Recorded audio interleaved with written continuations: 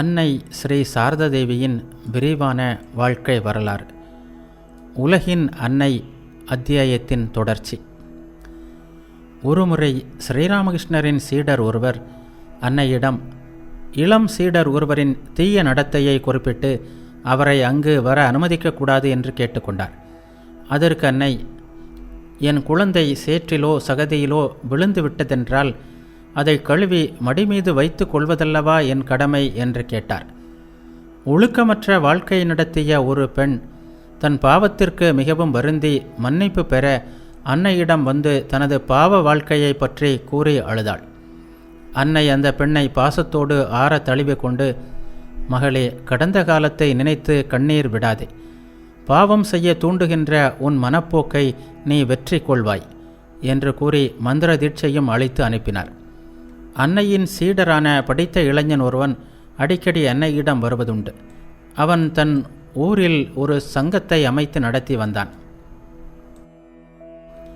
அவனுக்கு ஒரு விதவை பெண்ணுடன் தொடர்பு ஏற்பட்டுவிட்டது. எனவே அவனை அங்கு அனுமதிக்கக்கூடாது என்று பலரும் அன்னையை வற்புறுத்தினர். இளைஞனின் தவறான நடத்தையை கேட்டு அன்னை பெரிதும் வருந்தினார். ஆனாலும் அவர்கள் கூறுவதை அவரால் ஏற்றுக்கொள்ள முடியவில்லை. மிகுந்த வேதனையோடு, நான் அவனுடைய தாய், என்னிடம் வராதே என்று நான் எப்படி அவனை தடுக்க முடியும்? அத்தகைய வார்த்தைகள் என்னிடமிருந்து ஒருபோதும் வராது என்று கூறிவிட்டார். அந்த இளைஞன் தொடர்ந்து அன்னையை தரிசித்து சென்றபடியே இருந்தான். ஒரு நாள் அந்த பெண்ணையும் அவன் கூட்டி வந்தான். ஒருவரது வாழ்வை திசை திருப்பியதற்காக அந்த பெண்ணை அன்னை கடிந்து கொண்டார். ஆனால் மற்ற பெண்ணிடம் காட்டும் அதே அன்பை அவளிடமும் காட்டினார். மற்றொரு நிகழ்ச்சி. அன்னை கோயல்பாராவில் தங்கியிருந்தபோது தோட்டி பெண் ஒருத்தி தன் கணவன் கைவிட்டு விட்டதால் துயரத்தோடு அன்னையிடம் வந்து சேர்ந்தாள். அன்னையின் தாயுள்ளம் அவளுக்காக கண்ணீர் வடித்தது.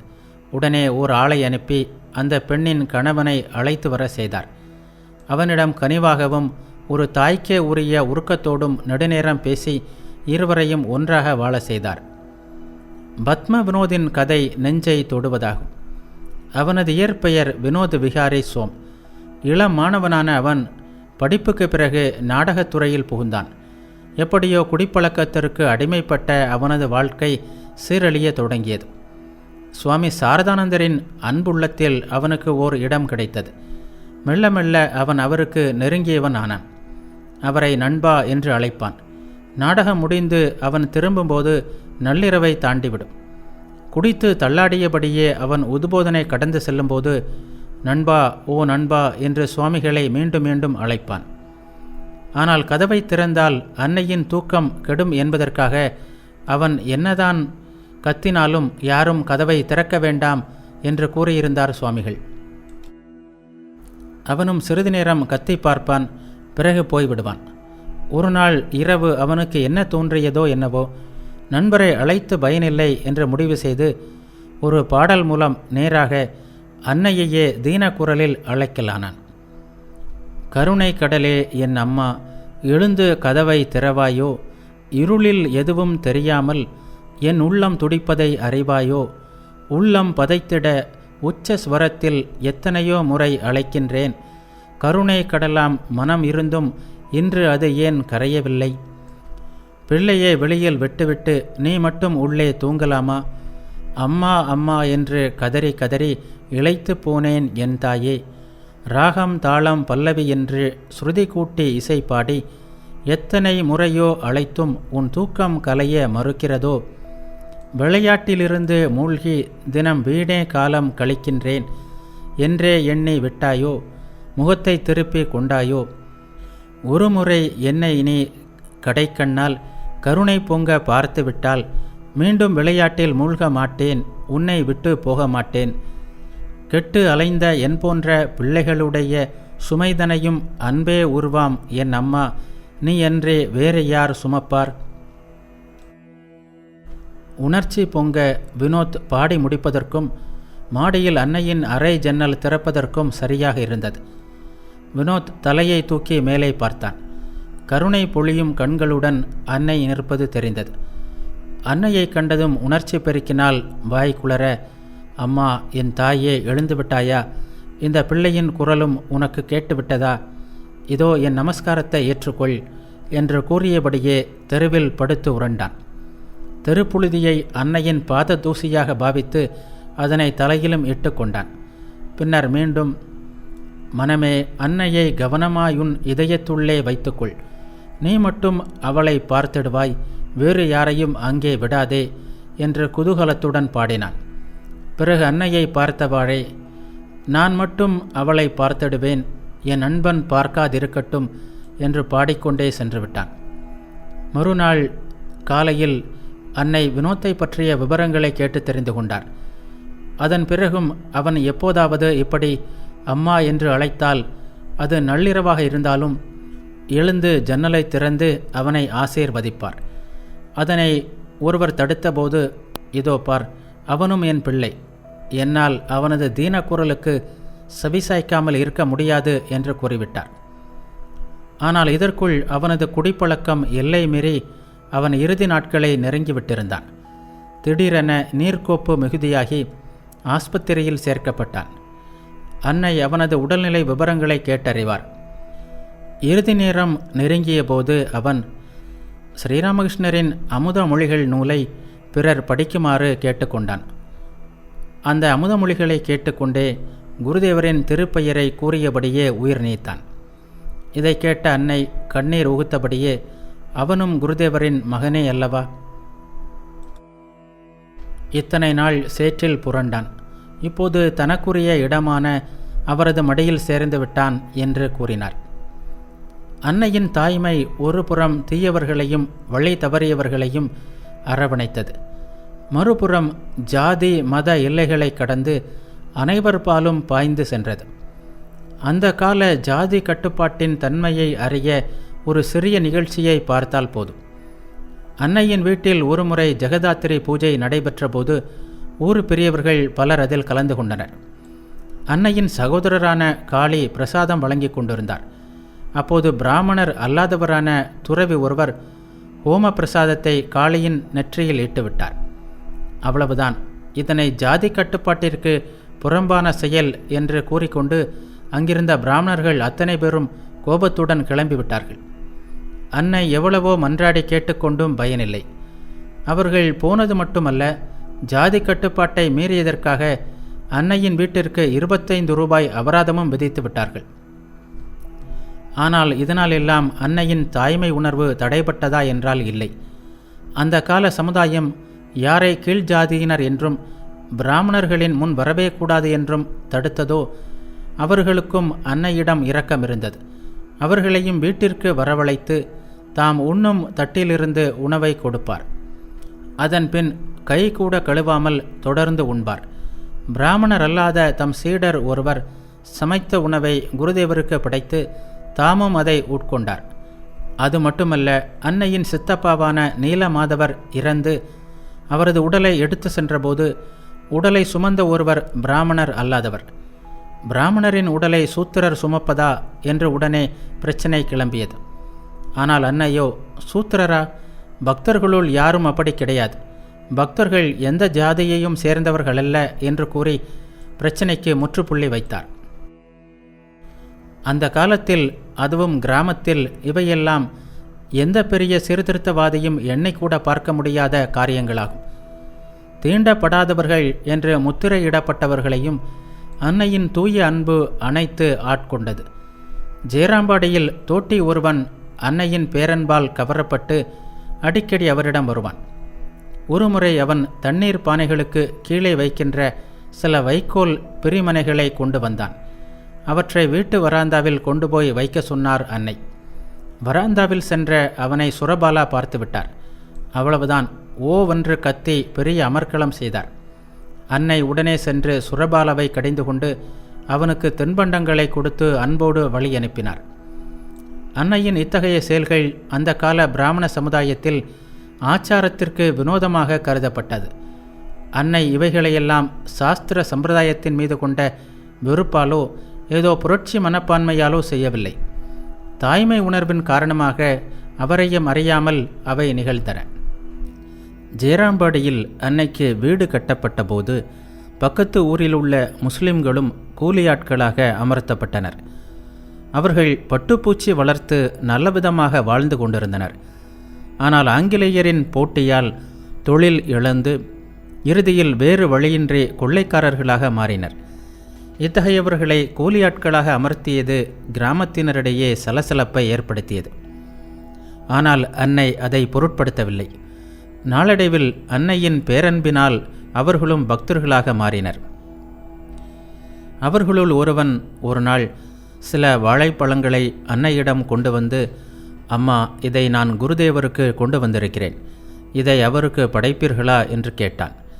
அவன் அன்போடு கொண்டு வந்த அந்த பழங்களை அன்னை மகிழ்ச்சியோடு வாங்கி கொண்டார்.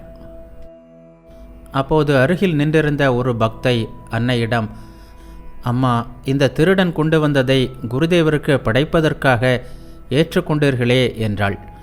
அதற்கு அன்னை அமைதியான குரலில், யார் திருடன் யார் நல்லவன் என்பது எனக்கு தெரியும். இதோ பார், தவறுவது மனித இயல்பு. ஆனால் தவறுபவர்களையும் வழிநடத்த எத்தனை பேரால் முடியும் என்று கேட்டார். இந்த முஸ்லிம்களுள் ஒருவனே நாம் ஏற்கனவே கண்ட அம்ஜத். அவன் முஸ்லிம் மட்டுமல்ல, போதை மருந்து பழக்கத்திற்கு அடிமையானவன். எல்லாவற்றையும் விட பக்கா திருடன்.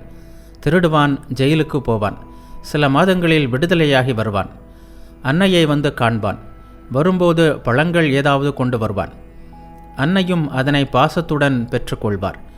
போதை மருந்து பழக்கத்தின் காரணமாக அவன் உடம்பு சூடேறி விட்டிருந்ததால் தாம் வைத்திருக்கின்ற நாராயண தைலம் போன்றவற்றை கொடுத்து தலைக்கு தேய்த்து கொள்ளுமாறு பரிவுடன் கூறுவார். வீட்டிற்குள் அவனை வரவழைத்து கனிவாக பேசுவார். வீட்டினரும் ஊராரும் இதனை எவ்வளவோ எதிர்த்தும் அவர் அம்ஜத்தை வீட்டில் அனுமதிக்கவே செய்தார். அம்ஜத் அன்னையிடமிருந்து போன பின் மீண்டும் திருடுவான், ஜெயிலுக்கு போவான். விடுதலையாகி மீண்டும் அன்னையை காண வருவான். இப்படி சென்றது அவனது வாழ்க்கை. ஆனால் அன்னையின் தாய்மை இவை அனைத்தையும் மீறி அவனை அணைத்து கொண்டது.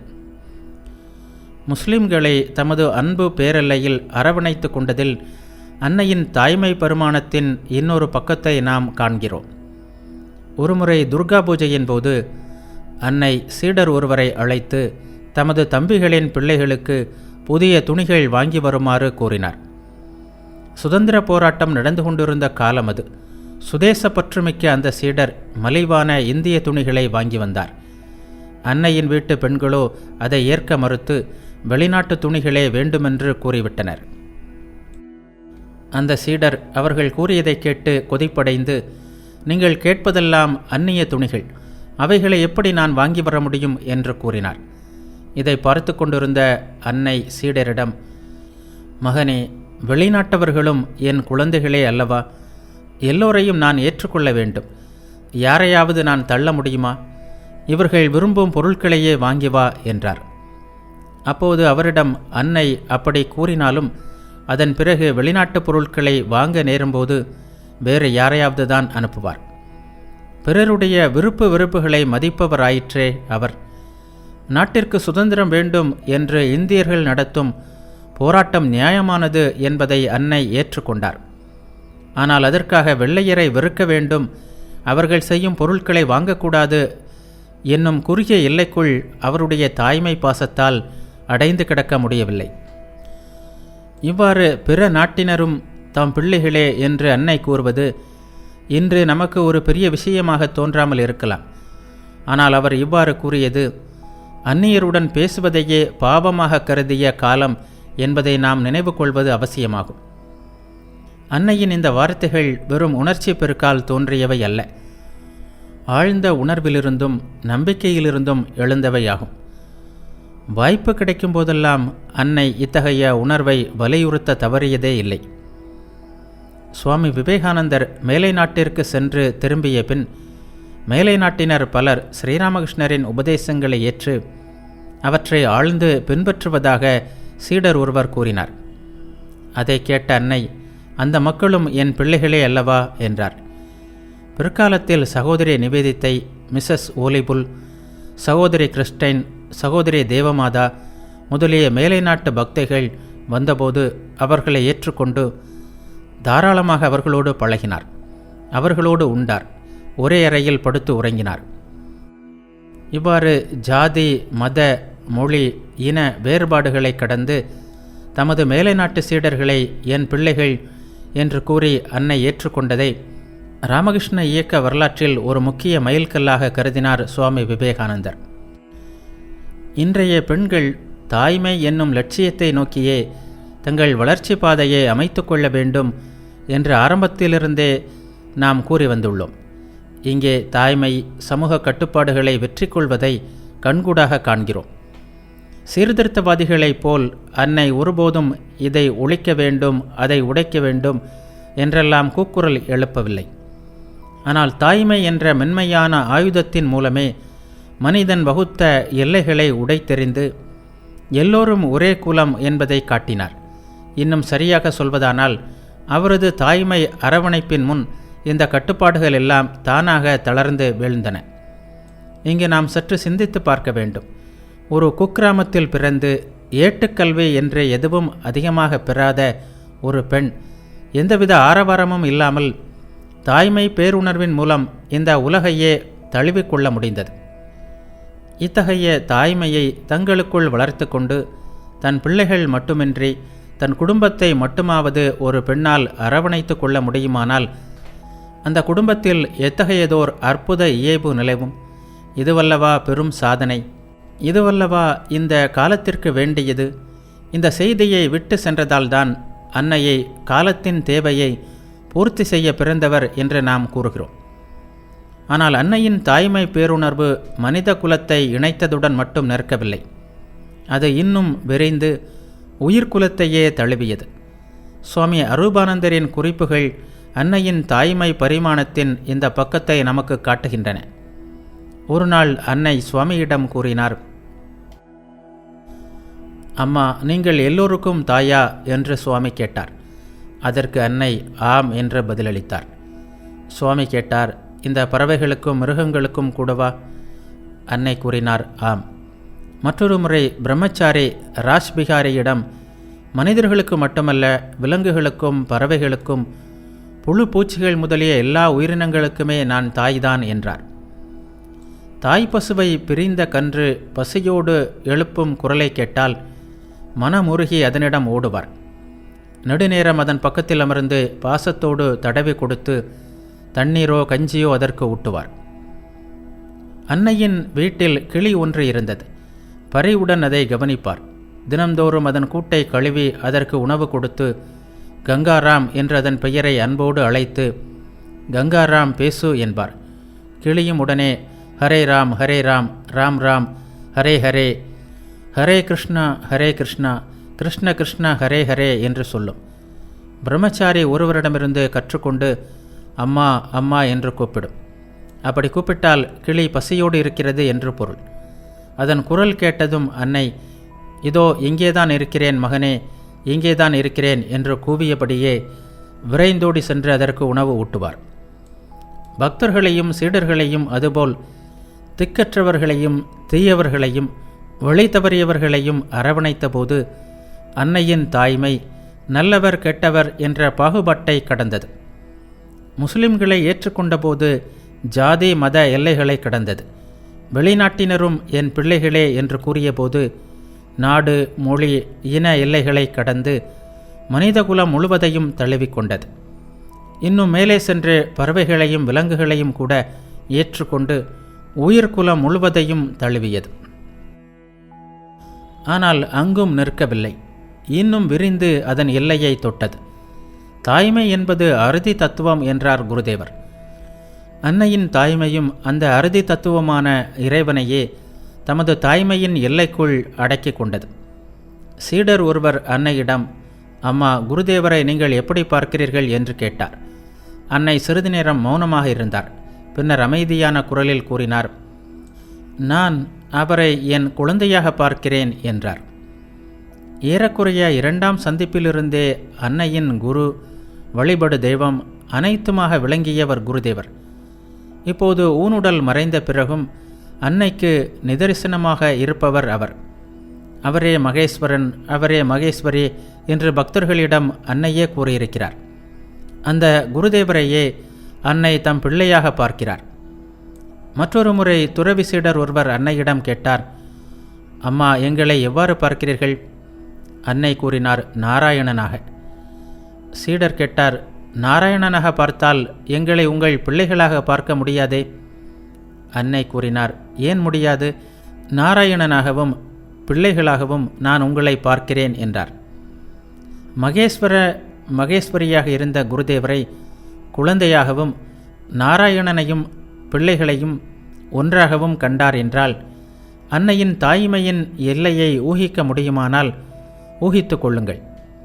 இத்தகைய எல்லையை தொடக்கூடிய தாய்மையை நோக்கி வளர்வதை விட்டு பெண்மை வேறொரு காரியத்தை சாதிக்கவும் வேண்டுமா?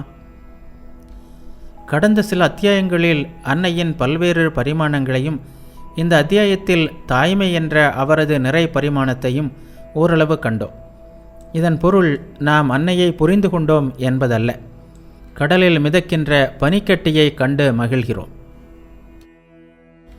அதில் சூரியனின் ஒளி பட்டு பிரதிபலிக்கும் போது அது காட்டும் வண்ண ஜாலங்களையும் கண்ணையும் கருத்தையும் இழந்து மெய்மறக்கிறோம்.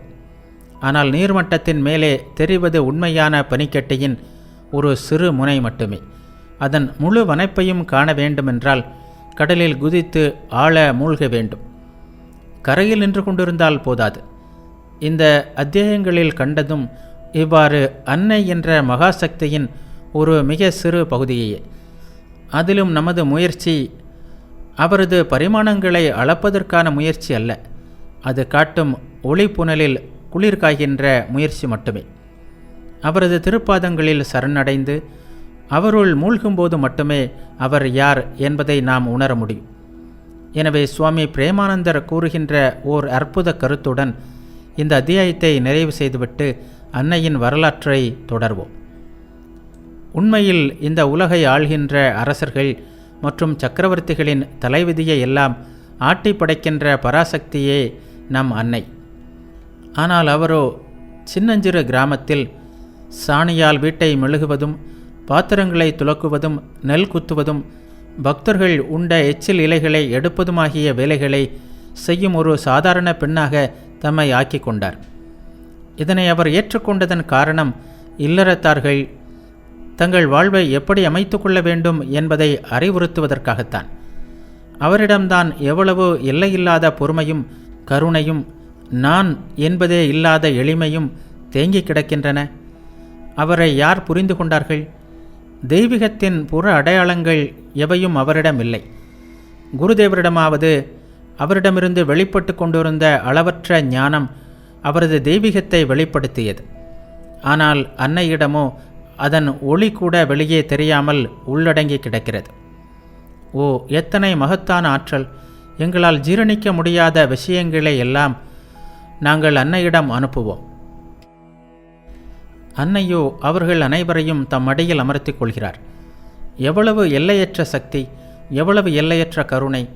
அவர் எல்லோருக்கும் அடைக்கலம் தருகிறார். அவர்களின் பாவத்தையும் ஜீரணித்துக் கொள்கிறார்.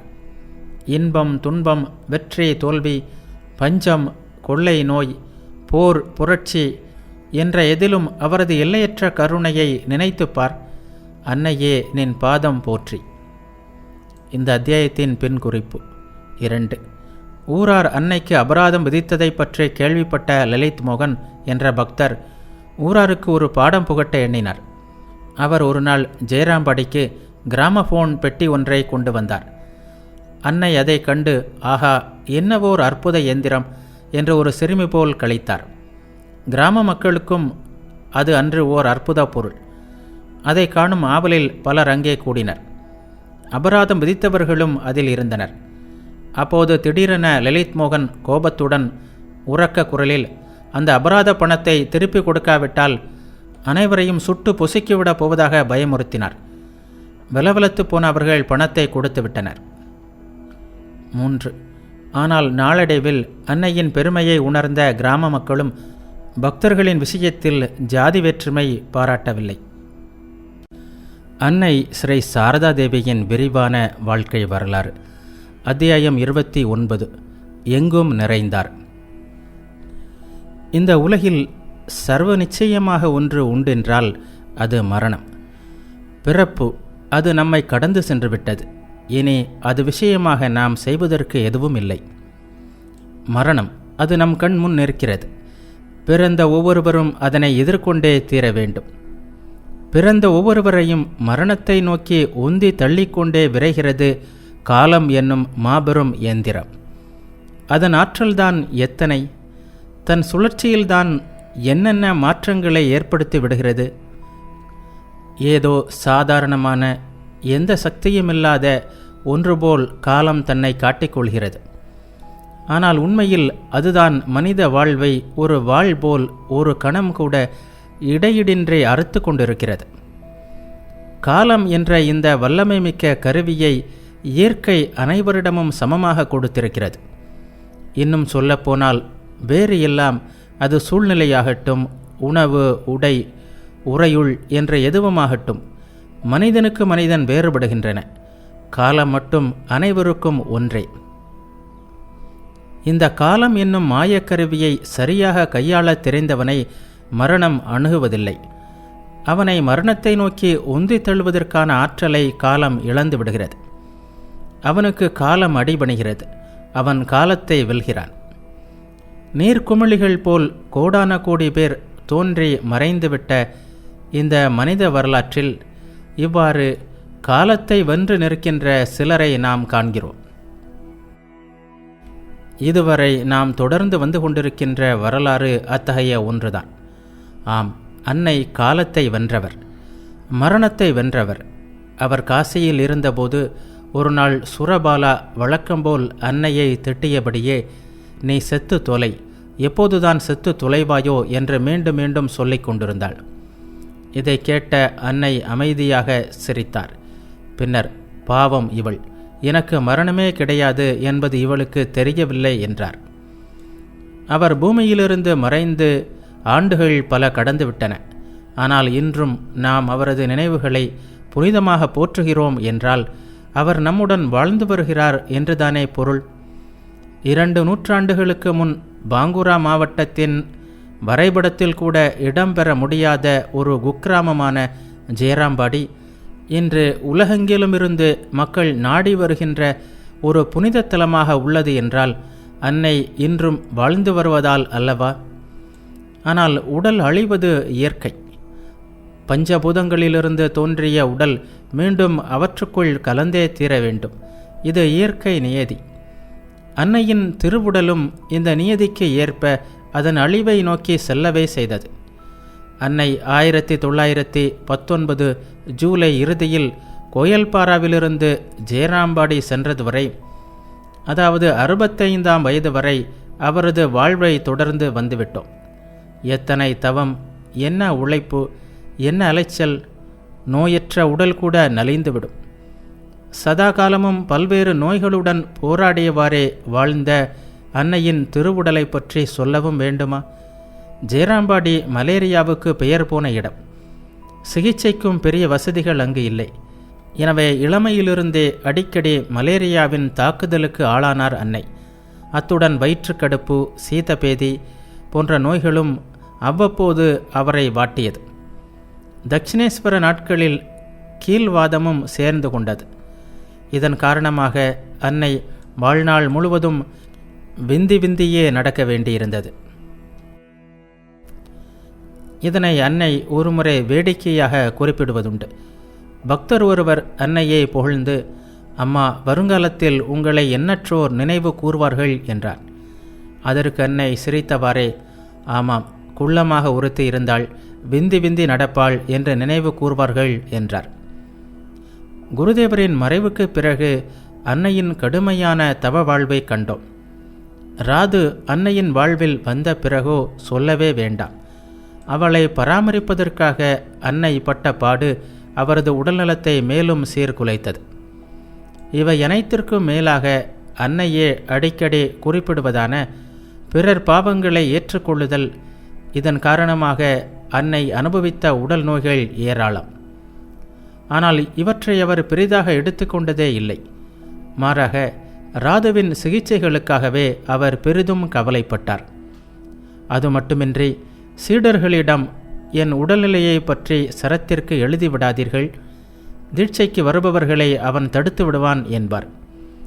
அத்தகைய கருணைக்கடலாக இருந்தார் அவர். பின்னாளில் காய்ச்சல் தொடர்ந்து அன்னையை வாட்டத் தொடங்கியது. 1917 ஒருமுறை அவர் கோயல்பாராவில் தங்கியிருந்தார். அப்போது ஒரு நாள் அங்கே ஆலங்கட்டி மழை பெய்தது. அதை பொருட்படுத்தாமல் மழையில் நனைந்து கொண்டு பனிக்கட்டிகளை பொறுக்கி சேர்ப்பதும் உருவங்களை செய்வதுமாக சிறுமிகளோடு சிறுமியாக விளையாடி கழித்தார் அன்னை. விளைவு ஜுரம் மிகவும் அதிகமாகிவிட்டது. எந்த சிகிச்சையும் பலனளிக்கவில்லை. சுவாமி சாரதானந்தர் டாக்டர்களுடன் விரைந்தார்.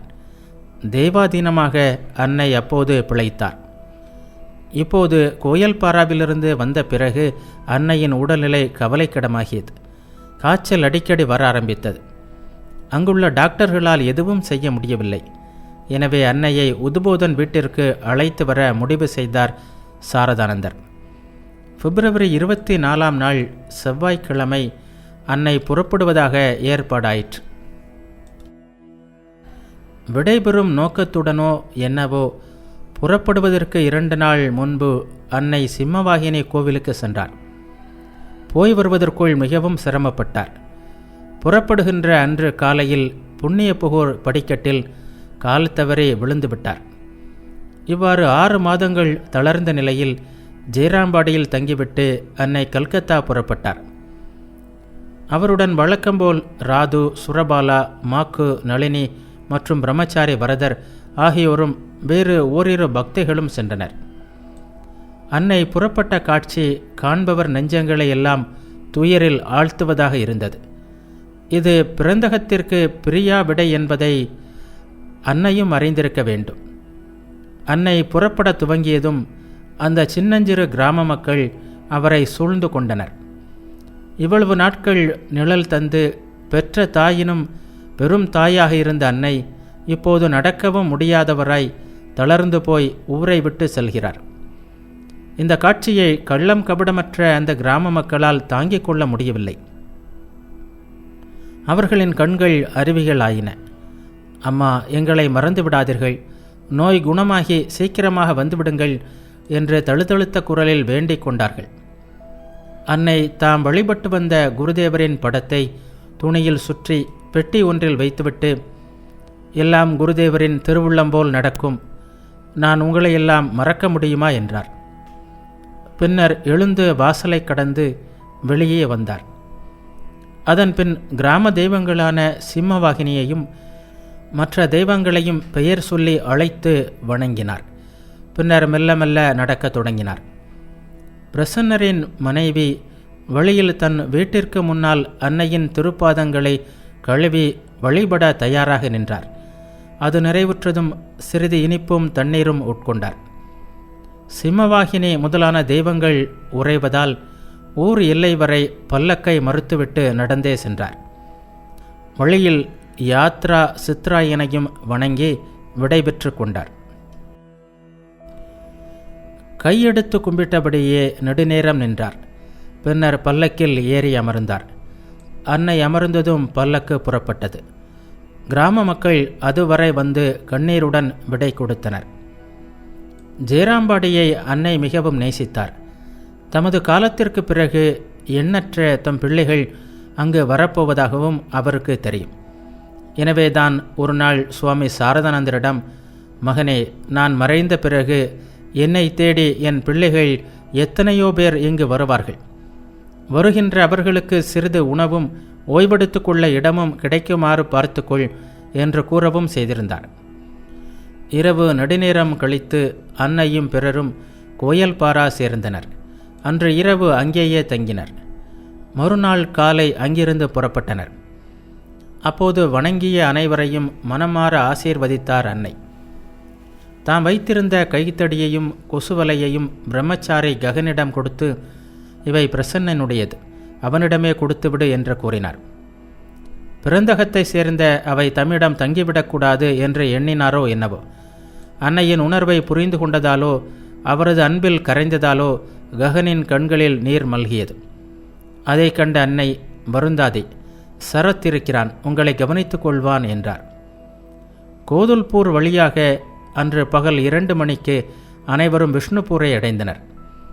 அங்கே சுரேஸ்வரர் சேன் என்ற பக்தரின் வீட்டில் தங்கி ஓய்வெடுத்து கொண்டு மறுநாள் அங்கிருந்து ரயில் மூலம் கல்கத்தா புறப்பட்டனர்.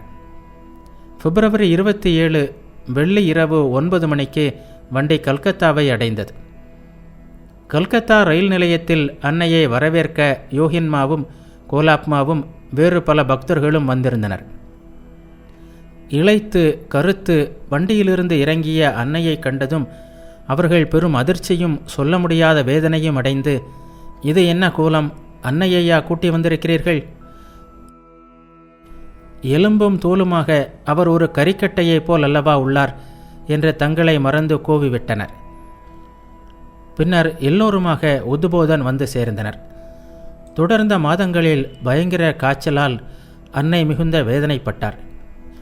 அவர் கல்கத்தா வந்த அன்றே அன்னையின் வைத்தியத்திற்கு சிறப்பான ஏற்பாடுகளை துவக்கினார் சாரதானந்தர். முதலில் ஹோமியோபதி சிகிச்சை செய்யப்பட்டது. டாக்டர் கஞ்சிலால் என்பவர் வந்து சிகிச்சை செய்தார். 2 வாரங்கள் கழிந்தும் எந்த பயனும் இல்லை. அதன் பின்னர் பிரபல ஆயுர்வேத மருத்துவரான ஷியாமாதாஸ் அழைக்கப்பட்டார். அவரது சிகிச்சை அன்னையின் காய்ச்சலை கொஞ்சம் தணித்தது. ஆனால் அவர் கொடுத்த மருந்து மிகவும் கசப்பாக இருந்தது. அந்த கசப்பின் காரணமாக நாள் முழுவதும் அன்னையால் வேறு எதையுமே சாப்பிட முடியவில்லை. ஆனால் அன்னையின் நோக்கி அந்த மருந்தை தவிர வேறு எதுவும் அவரிடம் இல்லை. இதனால் ஆங்கில மருத்துவத்தை நாடினார். பிரபல டாக்டர் பிபின் பிகாரி கோஷ் வரவழைக்கப்பட்டார். அவர் 1 மாதம் சிகிச்சை செய்தார். பின்னர் அவரது ஆலோசனைப்படி மற்றொரு சிறந்த டாக்டரான பிரதான் போஸ் மற்றும் ஓரிரு டாக்டர்களையும் அழைத்து சிகிச்சைக்கு ஏற்பாடு செய்யப்பட்டது. ஆனால் பலன் எதுவும் கிடைக்கவில்லை. அன்னையின் ஜுரம் தங்கள் சிகிச்சையின் எல்லையை தாண்டுவதைக் கண்ட அவர்கள் ஆராய்ந்து, அது வெயில் மிகுந்த இடங்களில் வருகின்ற மலேரியா போன்ற ஒரு கொடிய காய்ச்சல் என்பதை கண்டறிந்தனர். அந்த நாட்களில் இந்த நோய்க்கு சிகிச்சை எதுவும் கண்டுபிடிக்கப்படவில்லை. ஆங்கில மருத்துவர்கள் கையை விரித்துவிட்டனர். எனவே பழையபடி ஹோமியோபதி மற்றும் ஆயுர்வேத சிகிச்சைகள் தொடரப்பட்டன. இந்த 3 வகை சிகிச்சைகளுடன் சாந்தி, ஸ்வத்தியயனம் போன்ற சடங்குகளுக்கும் ஏற்பாடு செய்தார் சாரதானந்தர். ஆனால் அன்னையின் ஜுரம் அனைத்திற்கும் போக்கு காட்டுவதாக இருந்தது. நோயின் ஆரம்ப காலத்தில் மாலை நேரத்தில் மட்டுமே காய்ச்சல் வரும், இரவில் குறைந்துவிடும். ஆனால் பிறகு காய்ச்சல் காலையிலும் மாலையிலும் வரலாயிற்று. சில வேளைகளில் 103 டிகிரியையும் எட்டியது. இதையும் தாண்டும்போது அன்னை நினைவிழந்து விடுவார். இதோடு உடம்பு முழுவதும் பொறுக்க முடியாத எரிச்சல் வேறு. இந்த எரிச்சல் அளவு கடந்து போகும்போது ஏதாவது குளத்தில் சென்று மூழ்கி கிடக்க வேண்டும் போல் தோன்றுகிறது என்பார் அன்னை. அவரது இந்த எரிச்சல் தணிவதற்காக எப்போதும் ஒருவர் பக்கத்தில் நின்றபடியே விசிறிக்கொண்டோ அல்லது ஐஸை தங்கள் கையில் வைத்து கொண்டோ பின்னர் அன்னையின் திருவுடல் மீது தடவியவாறே இருப்பார்கள். ஐஸ் இல்லாமல் போனால் சூடு குறைவான தேகம் கொண்டவர்களின் வெற்றுடம்பில் தனது கையை வைத்துக் கொள்வார் அன்னை. அன்னைக்கு 2 பிரிவினர் சேவை செய்தனர். துறவியரும் பிரம்மச்சாரியரும் டாக்டர்களை அழைத்து வருதல், உணவு மற்றும் மருந்து முதலியவற்றை வாங்குதல், சில திரவ உணவுகளை தயாரித்தல், விசிறி விடுதல் போன்ற வேலைகளை செய்தனர். உணவு சமைத்தல், துணி துவைத்தல், படுக்கைகளை சுத்தம் செய்தல், உணவளித்தல் போன்றவற்றை பக்தைகள் செய்தனர். படுத்த படுக்கையாக கிடந்தும் இத்தனை வேதனைகளுக்கு இடையிலும் அனைவரையும் அன்பாக பேணினார் அன்னை. அதோடு தம்மை காண வருகின்ற பக்தர்கள் மற்றும் சீடர்களின் நலனை பற்றி அன்போடு விசாரிக்கவும் அவர்களுக்கு உணவு தரவும் அவர் தவறவே இல்லை. தம்மை கவனிப்பவர்களுக்காக வருகின்ற டாக்டர்களுக்கும் குருதேவரின் பிரசாதமான பழமும் இனிப்புகளும் தருவதில் மிகுந்த கவனமாக இருப்பார். உடல் எரிச்சலின் காரணமாக அன்னை வேதனைப்பட்டாலும் பக்தர்கள் அருகிலிருந்து விசிறுவார்கள். எரிச்சலுக்கு அது கொஞ்சம் இதமாக இருக்கும். ஆனால் யாரையும் நீண்ட நேரம் விசிற அனுமதிக்க மாட்டார். தமது நோயையும் பொறுத்து கொண்டு, குழந்தாய், உன் கை வலிக்கும், விசிறியது போதும் என்பார்.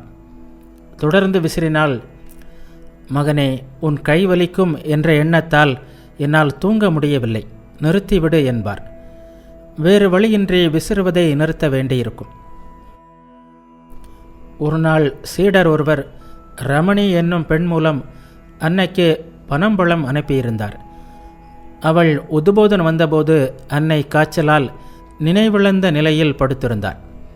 நினைவு வந்ததும் அவள் வந்து போனதை அறிந்த அன்னை மிகவும் வேதனைப்பட்டு எவ்வளவு தூரம் கடந்து ஜெயராம்பாடியிலிருந்து அவள் கல்கத்தா வந்தாள்.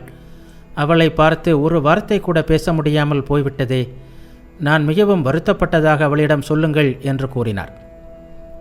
ஒரு நாள் ராம்லாலும் லட்சுமி தேவியும் அன்னையை காண வந்தனர். அவர்கள் திரும்பி போகும்போது எதுவும் கொடுக்க மறந்துவிட்டார் அன்னை. பின்னர் அதற்காக மிகவும் வருந்தினார். ஒருவர் மூலம் துணியும் 2 ரூபாயும் அவர்களுக்கு கொடுத்து அனுப்பிய பிறகுதான் அவரால் நிம்மதியாக இருக்க முடிந்தது. இந்த கடுமையான காய்ச்சலின் போது கஞ்சியும் பாலும் பத்திய உணவும் சில வகை பழங்களும் அன்னைக்கு தரப்பட்டன. பொதுவாக அப்போது அவரது உடலில் சோகை படிய துவங்கியிருந்தது. எனவே இரத்தம் அதிகரிப்பதற்காக எளிதில் ஜீரணமாகக்கூடிய உணவு வகைகளை நிறைய தரும்படி ஆயுர்வேத மருத்துவர் கூறினார். அன்னைக்கு உணவளித்து வந்தது சரளா என்ற சிஷ்யை. ஒரு நாள் அவள் அன்னைக்கு உணவு கொண்டு சென்றபோது ஹோமியோபதி மருத்துவரான கஞ்சிலால் வந்தார். உணவின் அளவை பார்த்ததும் அவரது முகம் கடுமையாக மாறியது. அன்னை அதிக உணவு சாப்பிடுவது நல்லதல்ல என்று அவர் நினைத்தார். எனவே அளவுக்கு அதிகமான உணவு தருவதற்காக சரளாவை கடுமையாக திட்டினார். இனிமேல் அவள் அன்னையை கவனிக்க வேண்டாம் என்றும் 2 நர்சுகளை அனுப்பி வைப்பதாகவும் கூறினார். அறையை விட்டு டாக்டர் வெளியே சென்றதும் அன்னை ஆறுதலான குரலில் சரளாவிடம், கஞ்சிலால் அர்த்தமில்லாமல் கோபித்துக் கொள்கிறார். நான் சாப்பிடுவதால் தானே நீ கொண்டு வருகிறாய். அவர் நர்சுகளை அனுப்புவதாக சொல்லியவற்றை பற்றி கவலைப்படாதே. அந்த பூட்ஸ் போட்ட பெண்களை நான் அருகிலேயே சேர்க்கப் போவதில்லை என்று கூறி சமாதானப்படுத்தினார். இந்த நிகழ்ச்சிக்கு பிறகு சாப்பிட வேண்டும் என்று இருந்த சிறு ஆசையும் அன்னையிடமிருந்து போய்விட்டது. நீண்டகால நோயின் காரணமாக அன்னையின் இயல்பு ஒரு சிறிய பெண்ணின் இயல்பு போல் மாறிவிட்டது. கங்கைக்கு போக வேண்டும் என்று அவ்வப்போது கூறுவார். அழைத்து கொண்டு போவதாக யாராவது சொல்லும் வரை சாப்பிட மாட்டார். அது மட்டுமின்றி அவரை சாப்பிட வைப்பதும் பெரும் பாடாகியது.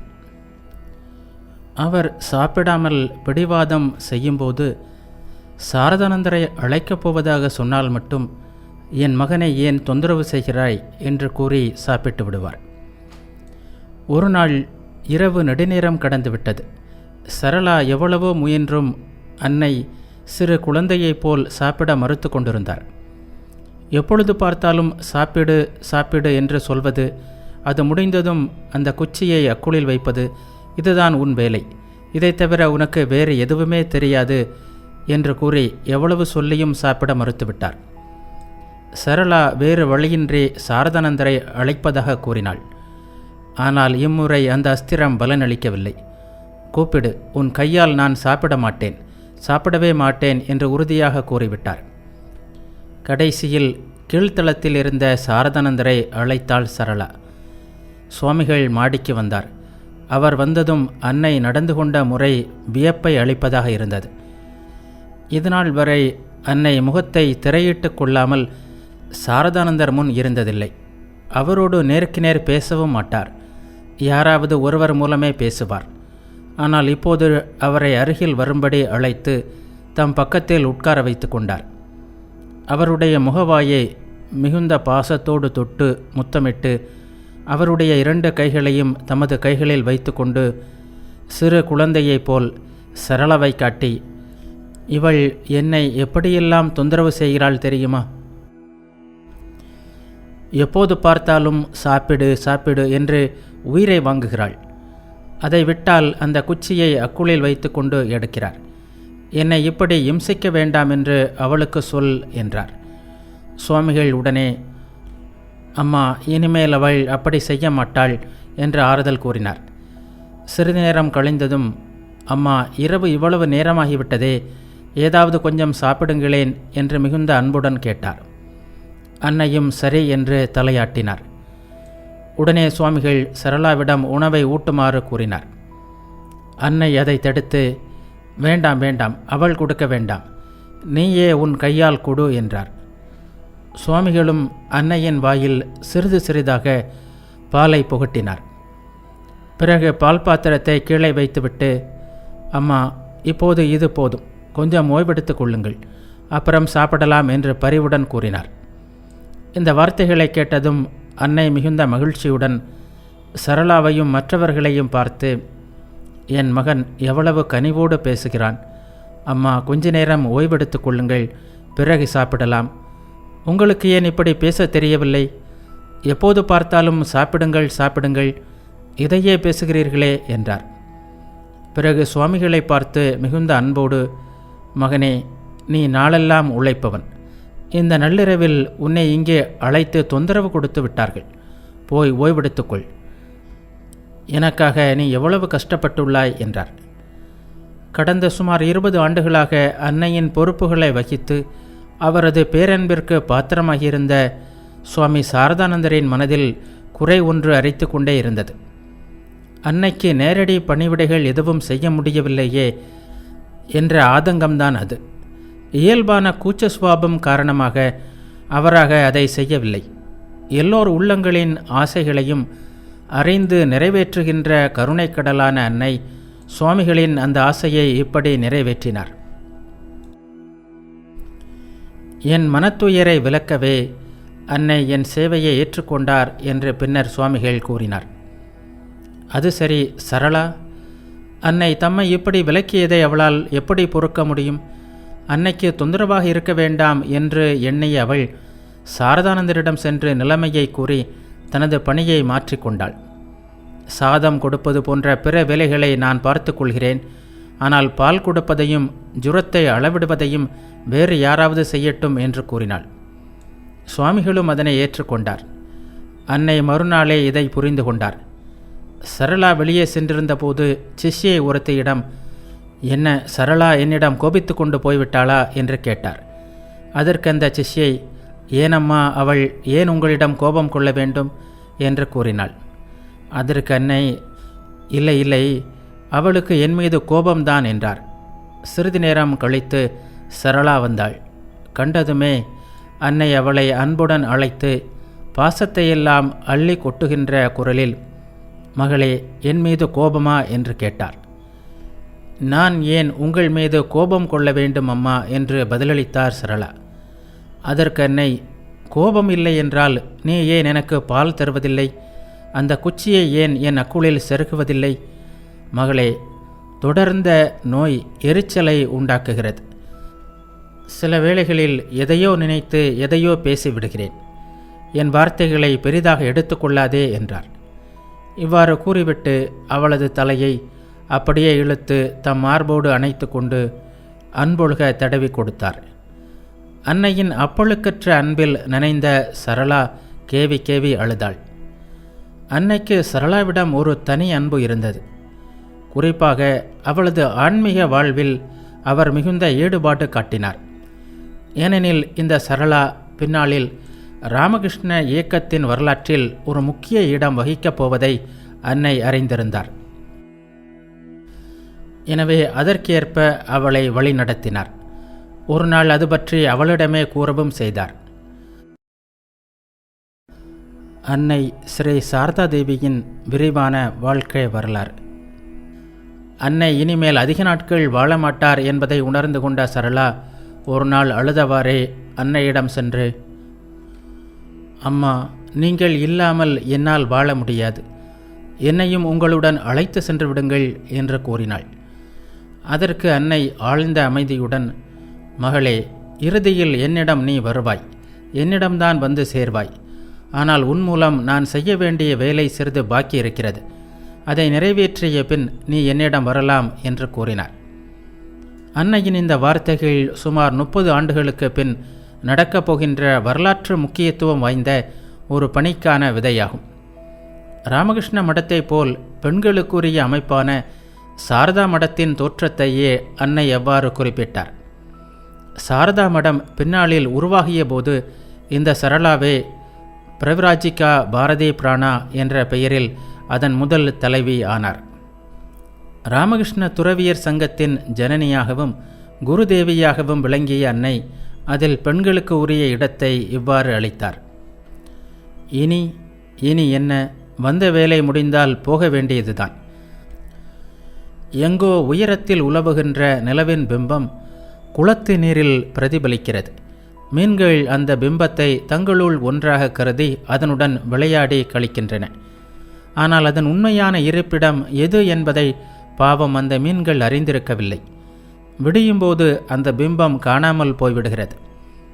தமது தெய்வீகத்தை கோடி காட்டுவது போல் சில வேளைகளில் அன்னை இவ்வாறு கூறுவார்: இப்போது இந்த பிம்பமும் மறைய வேண்டியதுதான். அப்படியானால் விடிய வேண்டும். விடிவது என்றால் இருள் விலக வேண்டும்.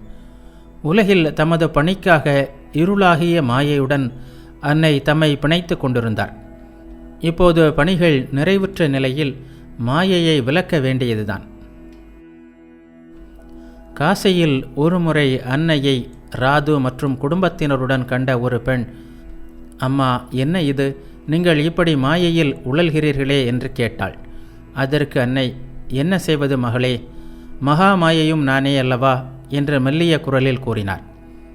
மகா மாயையான அவரிடம் மாயை இருக்கத்தானே செய்யும்.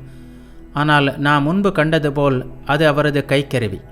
வேண்டிய நேரத்தில் உபயோகிப்பார், வேண்டாத நேரத்தில் விலக்கி வைத்து விடுவார். இப்போது விலக்க திருவுள்ளம் கொண்டு விட்டார். அதற்கான அறிகுறிகள் மே மாத இறுதியில் தெரிய ஆரம்பித்தன. தட்சிணேஸ்வர நாட்களிலேயே அன்னைக்கு சேவகராக விளங்கியவர் லாட்டு.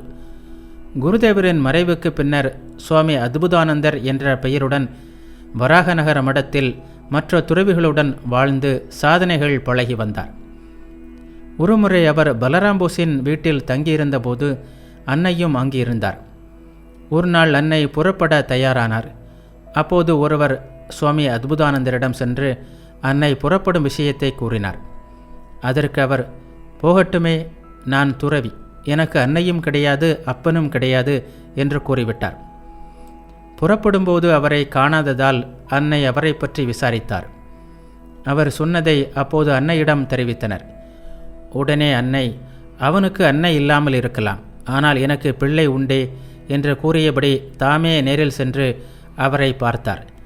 இதனை சிறிதும் எதிர்பார்க்காத சுவாமிகள் வெலவெலத்து போய் அன்னையின் திருப்பாதங்களில் விழுந்து பணிந்தார். அன்னையின் இத்தகைய புத்திர வாஞ்சைக்கு பாத்திரமானவர் லாட்டு. அவர் அன்னையின் இந்த இறுதி நாட்களில் ஏப்ரல் 24ஆம் நாள் மகா சமாதி அடைந்தார். அவரை தொடர்ந்து மே 14ஆம் நாள் பலராம்போஸின் மகனான ராமகிருஷ்ண போஸ் காலமானார். அன்னையின் சீர்குலைந்த உடல்நிலையை கருதி இவற்றை அன்னையிடம் தெரிவிக்கவில்லை. ஆனால் கோலாப்மா தமக்கே உரிய பாணியில் ஒரு நாள் எல்லாவற்றையும் பட்டென்று கூறிவிட்டார். விளைவு, அன்று முழுவதும் அன்னை ஏங்கி ஏங்கி அழுதார். இரவிலும் தூங்கவில்லை. இதனால் ஜுரம் அதிகரித்து அன்னை நினைவிழக்கும் நிலைக்கு போய்விட்டார். இது வியப்புக்குரியதல்ல. யாராவது இறந்துவிட்டால் அன்னை பிழிய பிழிய அழுவது ஒன்றும் புதிய விஷயம் அல்லவே.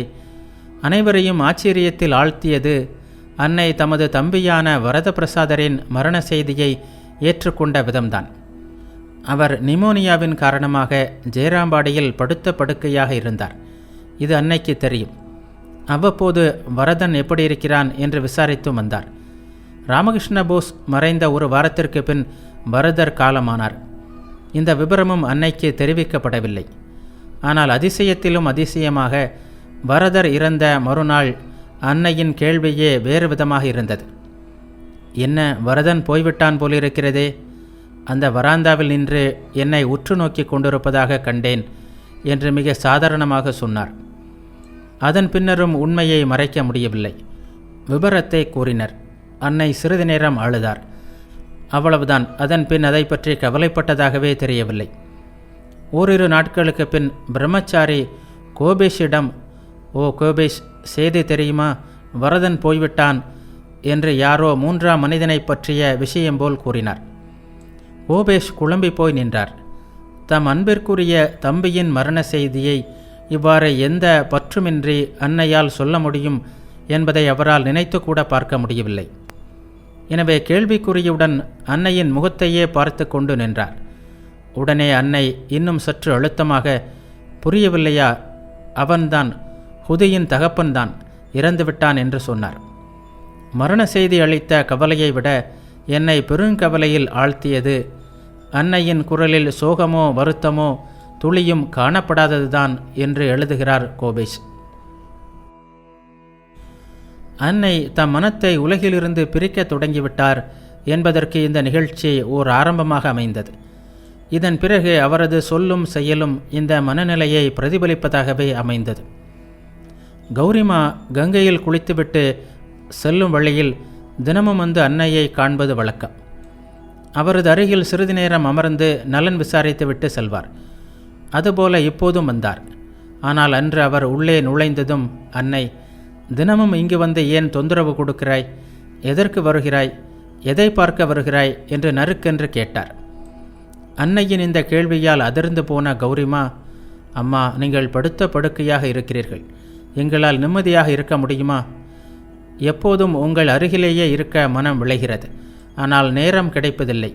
அதனால் தினமும் ஒரு தடவையாவது வந்து போகிறோம் என்று தாழ்ந்த குரலில் கூறினார். ஆனால் அன்னை அதே துணியிலேயே, என்னிடம் வருவதால் என்ன லாபம்? யாருடைய பிரச்சனைகளையும் இனி என்னால் கேட்க முடியாது என்று விரைப்பாக கூறினார். பின்னர் சிறிது அமைதியாக, அப்படியே வந்தாலும் என் அறைக்குள் வராதே, வாசலிலிருந்தே பார்த்துவிட்டு போய்விடு, என்னை பேச வைக்காதே என்றார். கௌரிமா என்ன சொல்வார்? கண்ணீரை கட்டுப்படுத்த முடியாமல் அழுதபடியே கனத்த மனத்துடன் சென்றார். அதன் பிறகும் அவர் தினமும் வந்தார். அன்னை கூறியது போலவே வாசலுக்கு வெளியில் அமர்ந்து கொள்வார்.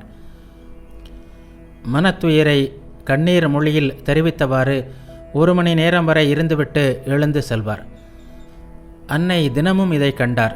ஆனால் ஒரு வார்த்தை கூட பேசவும் இல்லை. அவரது நிலையில் எந்த மாற்றமும் இல்லை. இவ்வாறு ஒன்றன்பின் ஒன்றாக சம்பவங்கள் தொடர்ந்தன. ஆனால் ராதுவையும் விலக்கி விடுவார் என்பதை யார்தான் நினைத்திருக்க முடியும்?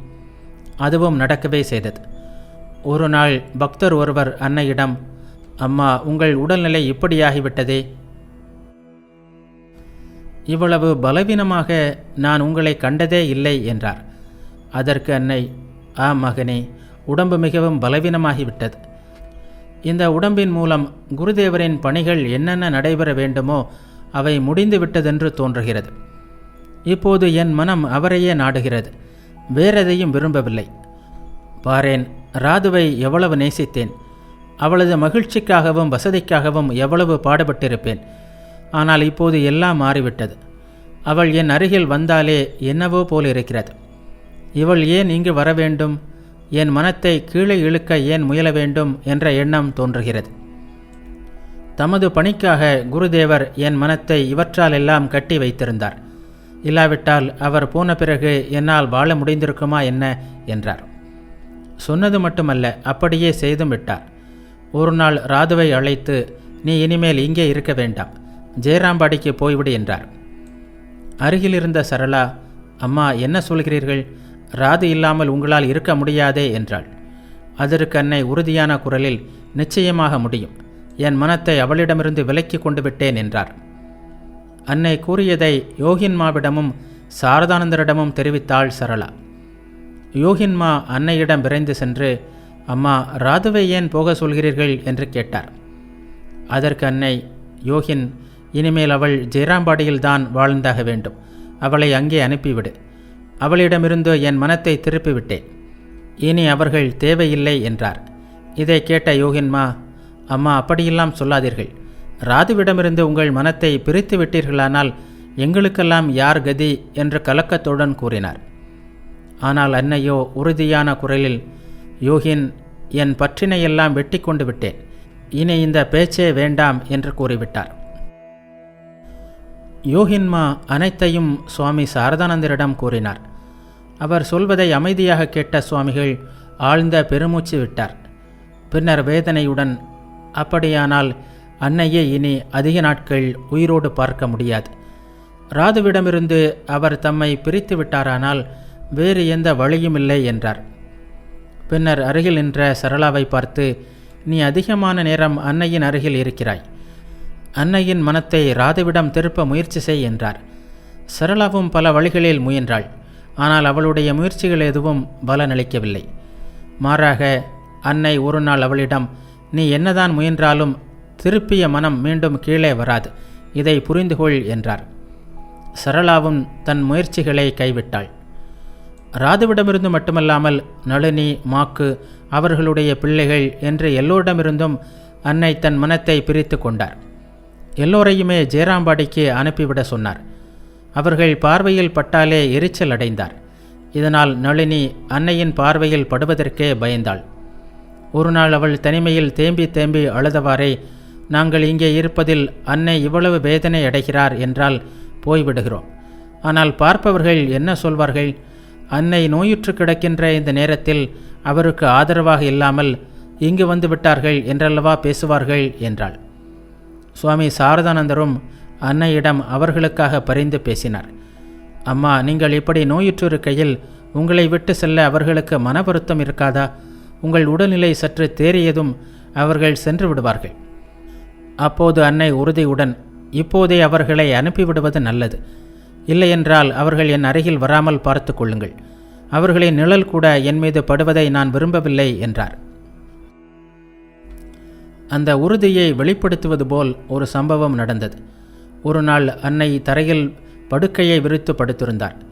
ராதுவின் கைக்குழந்தையான வனவிகாரி தவழ்ந்தபடியே சென்று அன்னையை நெருங்கினான். அப்போது அன்னை அந்த குழந்தையிடம், உன்னிடமிருந்து பற்றை விலக்கிவிட்டேன், போய்விடு. இனியும் என்னை உன்னால் பந்தப்படுத்த முடியாது என்று கூறிவிட்டு அருகிலிருந்த சீடரிடம், இந்த குழந்தையை எடுத்து செல், அதை பற்றி எனக்கு எந்த கவலையும் இல்லை என்றார். இவையெல்லாம் நடந்தபோது ராதுவுக்கு எப்படி இருந்திருக்கும்? இவ்வளவு காலம் பாசத்தை பொழிந்த அன்னை இப்போது இப்படி செய்வதை அவளால் எப்படி தாங்கிக் கொள்ள முடியும்? எனவே ஒரு நாள் தயங்கியபடியே அன்னையின் அருகில் சென்றாள். மாறாத உறுதியுடன் அவளிடம் அன்னை கூறினார், இதோ பார், என் மனதை தரையிலிருந்து அவிழ்த்து விட்டுவிட்டேன். இனி நீ என்னை என்ன செய்ய முடியும்? நான் வெறும் மனித ஜீவனா என்ன என்று கூறினார். ராதுவுக்கு எதுவும் பெரிதாக புரியவில்லை என்றாலும் தாம் அருகில் செல்வதை அன்னை விரும்பவில்லை என்பதை நன்றாக தெரிந்து கொண்டார். எனவே கலங்கிய மனத்துடன் விலகினாள். இதுவே அன்னை ராதுவுடன் கடைசியாக பேசியது. நாட்கள் மிகுந்த வேதனையுடன் நகர்ந்து கொண்டிருந்தன. ஜூன் மாதத்தில் ஒரு நாள் அன்னை சீடர் ஒருவரை அழைத்து அறையிலிருந்த குருதேவரின் படத்தை வேறு அறைக்கு மாற்றிவிடும்படி கூறினார். காரணம் கேட்டபோது அவர்களிடம் கூறினார், இனி என்னால் எழுந்து நடமாட முடியாது. சுத்தமில்லாத இந்த நிலையில் என் அறை பூஜை அறையாகவும் இருப்பது சரியல்ல என்றார். அதோடு இவ்வளவு நாட்கள் கட்டில் மீது இருந்த தமது படுக்கையையும் தரையில் போட செய்தார். தரை மீது படுத்தபடிதான் உயிர் பிரிய வேண்டும் என்ற சாஸ்திர நியதியை நினைத்து கொண்டாரோ என்னவோ. இந்த கடுமையான நோயிலும் அன்னை எந்த பொருளையும் குருதேவருக்கு படைத்த பிறகே உட்கொண்டார். முடியாத வேளைகளில் மனத்தால் ஏனும் நிவேதித்த பின்னர் உண்டார். ஒவ்வொரு வினாடியும் தம்மை குருதேவரிடம் அர்ப்பணித்தார். எல்லாம் அவர் விருப்பம், எல்லாம் அவர் செயல், அவரது விருப்பம் மட்டுமே நிறைவேறும் என்று கூறியபடியே இருந்தார். யாராவது, அம்மா, தங்கள் நோய் எப்போது குணமாகும் என்று கேட்டால் குருதேவர் எப்போது நினைக்கிறாரோ அப்போது குணமாகும். ஆனால் குருதேவரின் திருவுள்ளம் வேறு என்று தோன்றுகிறது. உங்கள் நன்மைக்காக இந்த உடல் குணமடைய வேண்டும் என்று நான் அவரிடம் பிரார்த்தனை செய்யவில்லை என்றா நினைக்கிறீர்கள்? முன்பெல்லாம் என் உடல் நலத்திற்காக வேண்டினால் உடனே அவர் என் முன் தோன்றுவார். ஆனால் இப்போது அவர் வருவதில்லை. இந்த உடல் இன்னும் நிலைக்க வேண்டும் என்பது அவரது விருப்பம் அல்ல என்றே தோன்றுகிறது. அதனால் என்ன, சரத்தை நான் விட்டு செல்கிறேன் என்றார். ஜூலை மாதம் தொடங்கிய போது அன்னையின் உடல்நிலை வேகமாக சீர்குலையலாயிற்று. இரத்த குறைவின் காரணமாக கால்கள் பெரிதாக வீங்கின. எழுந்து உட்காரவும் அவரால் முடியவில்லை. நிவேதிதை பள்ளியின் மாணவியர் அன்னைக்கு விசிறுவது போன்ற பணிகளை ஒருவர் பின் ஒருவராக செய்து வந்தனர். ஜூலை 10ஆம் தேதி வாக்கில் ஒரு நாள் அன்னை திடீரென்று சாரதானந்தரை அழைத்தார். அவர் வந்து அன்னையின் அருகே முழங்காலிட்டு அமர்ந்தார். அன்னை தமது இடது கையால் அவரது வலது கையை பற்றி கொண்டு, மகனே, கோலாப், யோகின் எல்லோரும் உள்ளார்கள், அனைவரையும் கவனித்துக்கொள் என்றார். பின்னர் தம் கையை விலக்கி கொண்டு விட்டார். சுவாமிகள் கனத்த இதயத்துடன் அன்னையை பார்த்தவாறே பின்புறமாக நடந்து அறையை விட்டு வெளியேறினார். சுவாமி ஹரி பிரேமானந்தர் ஜெயராம்பாடியிலிருந்து வந்திருந்தார். புதிதாக வெட்டப்பட்ட கிணற்றிலிருந்து கொண்டு வந்த நீரின் ஓரிரு துளிகளை அன்னை பருகுமாறு செய்தார். பின்னர் அன்னையிடம், அம்மா, கிஷோரி மகாராஜ் உங்கள் அறைக்கு சிமெண்ட் போட்டிருக்கிறார். இனி அங்கே வரும்போது உங்களுக்கு சிரமமே இருக்காது என்றார். அதற்கன்னை, ஏன் சிமெண்ட் போட வேண்டும்? மண் தரைதான் நல்லது. ஆனால் இவற்றால் எல்லாம் என்ன பயன்? நான் மீண்டும் அங்கே போவேன் என்றா கிஷோரி நினைக்கிறான்?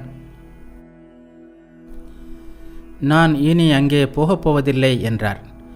தன் மனத்தை உலகிலிருந்து பிரித்து, உற்றார் உறவினரிடமிருந்து பிரித்து, ராதுவிடமிருந்தும் பிரித்துவிட்ட அன்னை இப்போது உடம்பிலிருந்தும் பிரித்து விடுவதற்கான வேலை நெருங்கியது. பெரிய மகான்களின் வாழ்க்கையில் இது ஒரு முக்கியமான கட்டமாகும். இறைவனின் ஆணையினாலோ கருணை வசப்பட்டோ அவர்கள் மனித குலத்தின் நன்மைக்காக பணிகளில் ஈடுபடுகிறார்கள். இதற்காக ஆன்ம சுதந்திரத்தை தற்காலிகமாக அவர்கள் ஒதுக்கி வைக்க வேண்டியிருக்கிறது. தங்கள் பணி நிறைவுற்றதும் உடம்பை உதறிவிட்டு எல்லையற்ற ஆனந்த வெளியில் பறந்து மரணமில்லா பெருநிலையில் ஆன்ம சுதந்திரத்தை அனுபவிக்கிறார்கள். அன்னையும் அதற்கான உறுதி பூண்டு விட்டார். ஜூலை 15ஆம் தேதி வாக்கில் ஒரு நாள் பக்தையான அன்னபூர்ணாவின் தாய் வந்திருந்தார். யாரும் அப்போது அன்னையின் அறைக்குள் செல்ல அனுமதிக்கப்படவில்லை. ஆதலால் அவர் கதவருகில் உட்கார்ந்து கண்களில் நீர் வழிய அன்னையை பார்த்து கொண்டிருந்தார். அன்னையின் பார்வை அன்னபூர்ணாவின் தாய் மீது விழுந்தது. அவரை அருகே வரும்படி தலையசைத்தார். உள்ளே வந்த அன்னபூர்ணாவின் தாய் அன்னையின் காலடியில் விழுந்து, அம்மா, எங்கள் கதி என்ன என்று கூறி தேம்பி தேம்பி அழுதார். அன்னை மெல்லிய குரலில், குருதேவரை நீ பார்த்திருக்கிறாய், பிறகு ஏன் பயப்படுகிறாய் என்றார். சிறிது நேரம் கழிந்தது. மீண்டும் அவளிடம், ஒன்று சொல்கிறேன் மகளே, உனக்கு அமைதி வேண்டுமானால் பிறர் குற்றங்களை பார்க்காதே, அதற்கு பதிலாக உன் குறைகளை பார்.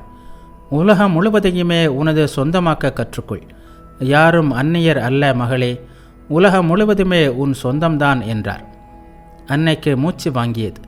இன்னும் சிறிது நேரம் கழிந்தது.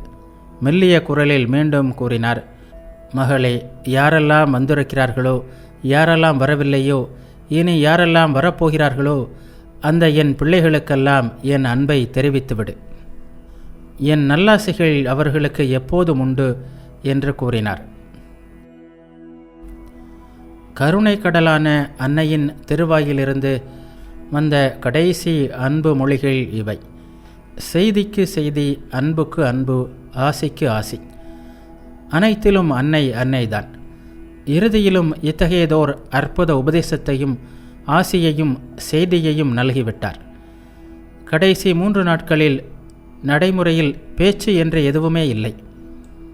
அளவற்ற உடல் தளர்ச்சியாலும் மனம் எப்போதுமே இடையீடு இல்லாமல் மிக உயர்ந்த பிரம்மநிலையில் மூழ்கி இருந்ததாலும் பேசுவது என்பது அன்னையால் முடியக்கூடிய காரியமாக இல்லை. கண்களை மூடியவாறே படுத்திருந்தார். யாராவது அவரிடம் பேச விரும்பினாலும் அன்னை அதனை வரவேற்கவில்லை. ஒருமுறை சுவாமி சாரதானந்தரை அழைத்து ஏதோ சொல்ல முயன்றார். ஆனால் 1-2 வார்த்தைகளுக்கு மேல் பேச முடியவில்லை. ஜூலை 19ஆம் நாள் அன்னைக்கு மூச்சு விடுவதில் சிரமம் ஏற்பட்டது. மிகுந்த சிரமத்தின் பேரிலேயே மூச்சு விட முடிந்தது. முதல் மாடியில் தங்கியிருந்தார் அன்னை. இழுத்து இழுத்து அவர் விட்ட மூச்சு மொட்டை மாடி, கீழ்ப்பகுதி என்ற கட்டிடம் முழுவதுமே கேட்டது. அவரது கண்கள் பிதுங்கி வெளியே வந்துவிடும் போல் தோன்றியது. பக்தர்கள், சீடர்கள் என்று அனைவரின் நெஞ்சங்களையும் பிழிந்த காட்சி அது. சுதீராவும் சரளாவும் அருகிலேயே இருந்தனர். ஒவ்வொரு முறை மூச்சு விடும்போதும் சரளா கங்கை நீரை துளி துளியாக அன்னையின் திருவாயில் விட்டு கொண்டிருந்தாள். இவ்வாறு ஒரு நாள் கழிந்தது. ஜூலை 20ஆம் தேதி மாலை வேளையாகிய போது மூச்சு மென்மையாக தொடங்கியது. மென்மை மேலும் மென்மையாகி இன்னும் மெல்லியதாகி இரவு 1:30 மணிக்கு எல்லாம் அடங்கிவிட்டது.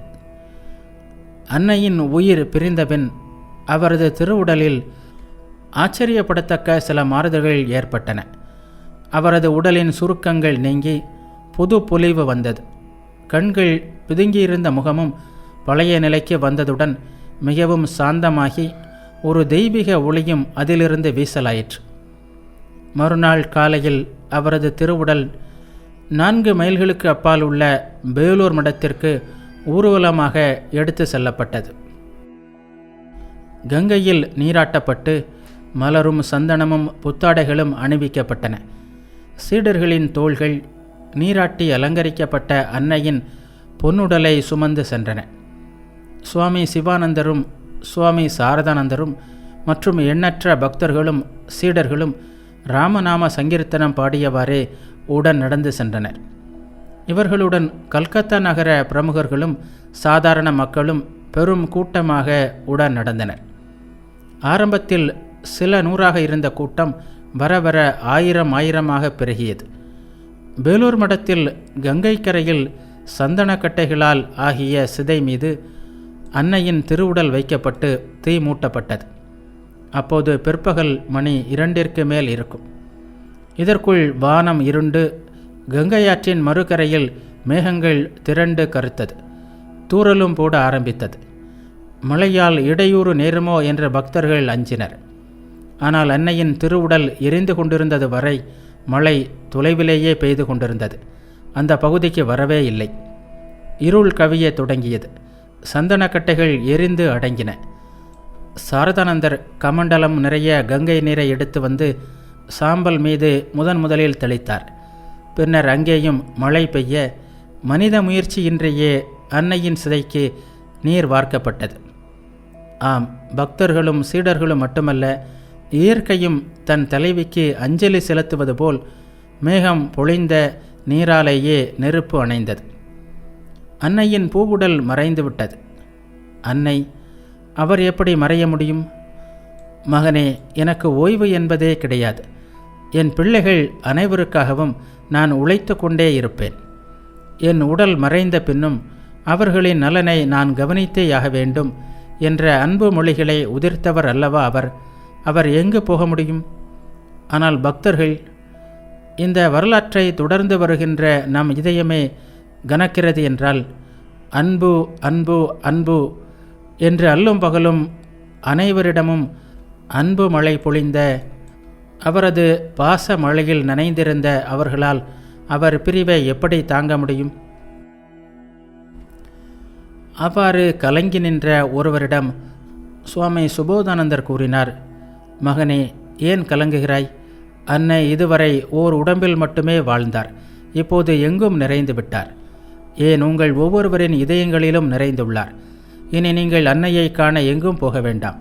இருந்த இடத்தில் இருந்தபடியே உள்ளமுருகி அழைத்தால் அவர் உங்கள் முன் வருவார் என்று கூறினார். எவ்வளவு உண்மையான வார்த்தைகள்!